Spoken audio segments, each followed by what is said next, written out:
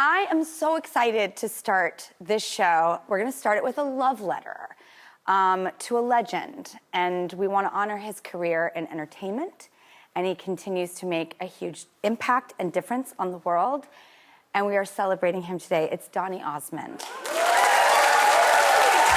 6 decades in show business, 33 gold records, and over 100 million albums sold, Donny Osmond is a true entertainment legend. Born in 1957 in Ogden, Utah, Donny was the 7th son in the talented Osmond family. At just 5 years old, Donny made his TV debut on The Andy Williams Show, singing alongside his older brothers. By the 1970s, Donny had become a teenage heartthrob, creating mass hysteria everywhere he went. His solo career started with a hit cover of Sweet and Innocent, followed by his signature song, Puppy Love.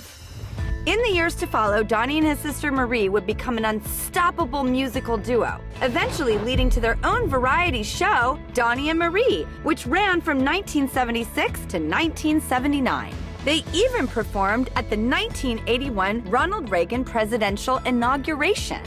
In 1989, Donny returned to the charts with his hit single, Soldier of Love, which went to #2 on the Hot 100. Fast forward to 2008, the brother and sister duo paired up yet again for a limited 6 weeks residency in Las Vegas. This show became such a hit that 6 weeks turned into an unprecedented 11-year run. Fun fact, Donny is also the voice behind the iconic song, I'll Make a Man Out of You from Disney's Mulan, and the crowned champion for season 9 of Dancing with the Stars. It's hard to sum up an illustrious 6-decade-long career, but it's easy to sum up our love for this legend. I have been waiting for this. Please welcome Donny Osmond. Please have a seat. I almost felt like dusting off. Before I do that, can I just get a selfie?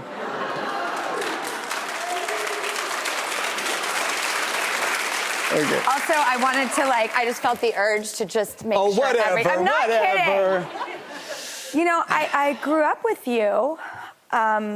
Let's show the clip of you on the Andy Williams Show at your 5 years old or 6? 5. Yeah, okay, let's take a look at that.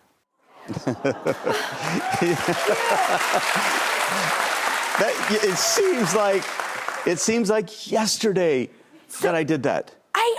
I totally relate. Yeah, it's really strange. I don't know if you go through this too, but it's almost looking like at a different person and a different life. But then you immediately say to yourself, but that's me. Yeah. I remember doing that because there's been so many different reinventions of my life and so many different careers that I've gone through that it's like looking at another person. Well, you can look at it and then all of a sudden you start to remember what the looking through it from the other perspective. Like, do you remember seeing Andy Williams with your own eyes? I vividly remember walking down from the audience. I was with my dad, and he said, go get him. And I was walking down. I had no idea the millions of people who were watching me, because I thought, it's just a few hundred people in a studio. And I didn't know how many people were looking through that lens. Yep. And the funny thing happened. So I did the show, and everybody's applauding, and everything worked great.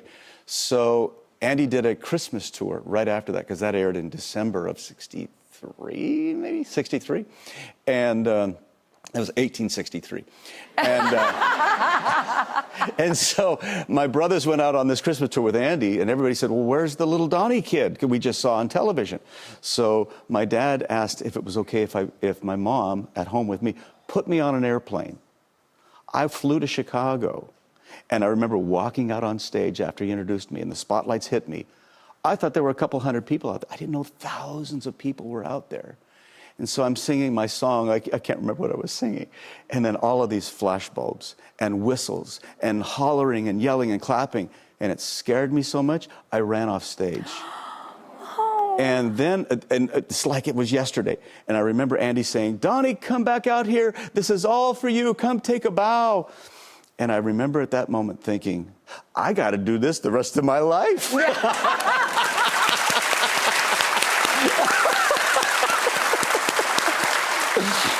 You have experienced something most people never will. In 1971, you released your first solo hit, Correct. Sweet and Innocent. Yeah. And you're all of a sudden on your own. You're not with your family as much. You're front and center. Yes. It's all for you, as Andy says. What was that like? That was hard. It's actually, I'm going to use a word that you probably will be confused at, and that was embarrassing. Because the brothers had started this whole thing, and I joined as an afterthought. And they kept pushing me forward. I didn't want it. I was really a shy kid. I didn't want to be pushed forward, and it was a little embarrassing. Is it that you're thinking, oh God, please, I don't do this to my family dynamic. I want to be equal to everyone. I don't want to make this an issue within our family, and that's exactly what these applause are doing? Or is it like, what was the feeling? Well, very cool question. Yes, to a certain extent, but on the other side, I was having a blast. All these girls screaming your name. It's like, what guy wouldn't want that, you know? It's like, I mean, think about that. I mean, look at that. They're chasing, they're trying to get through the cops and the barriers to get to me. It's like, yes, I love this life. Okay, so this leads me to the point where most people will never experience this. It's mania. There is a famous story, actually, that really grabbed my attention when you went to Heathrow Airport. The fans came in such droves that I have chills all over my body right now telling this story, that the balcony broke under the weight of the fans. And they wouldn't let you fly into Heathrow anymore? I was banned from Heathrow. Yeah, they said, okay, if Donny Osmond's on the plane, it's not landing in Heathrow. And they made you go to Scotland and take a train. We went to Scotland, and sometimes we took a train, a secret train, and that's how I got into London. Okay, what is it like to live inside the body and the mind of literally Beatlemania? Like, pretty darn cool. Okay, good. I know that's how I feel. Like, there's so much in my life I wouldn't trade for a thing. There was one time I was sitting in the hotel room with my brother Alan, and we were watching the show. There were three people. There was the MC of the show, the host of the show, excuse me, a member of Scotland Yard, and a child psychiatrist. And the discussion that they were having is Donny Osmond healthy for our children in this country? And my brother Alan looked at me, he said, you remember this moment, which I have, I'll never forget it. You remember this moment because this is so darn cool. And it really was.